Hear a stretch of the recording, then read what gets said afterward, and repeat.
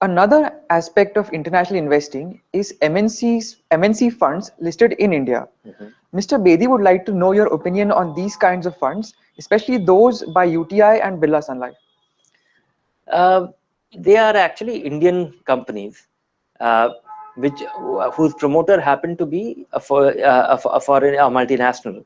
So we are talking of Unilever, Hindustan Unilever, or many such companies, Procter and Gamble India, and you should not be looking at these companies as an international company. They are actually Indian companies which are promoted by an international owner. Uh, and in fact, when these funds were launched, and they're very old funds, they were launched about 10-15 years back.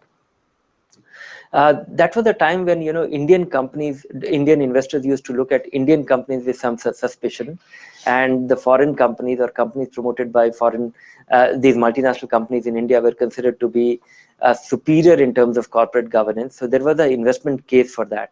These funds were launched to capitalize on that investment case, or superior corporate governance. That was the pitch.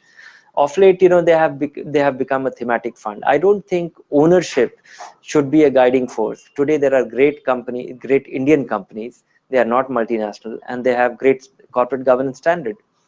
Last 15-17 years we have traveled differently, and some of these foreign companies may not be really adhering to great, may not be maintaining that standard.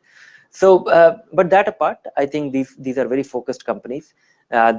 Some of them actually bring in their global brands, global R&D in their products and services in India, and India remains, and most of these MNCs, they turn out to be the faster growing companies of the larger multinational.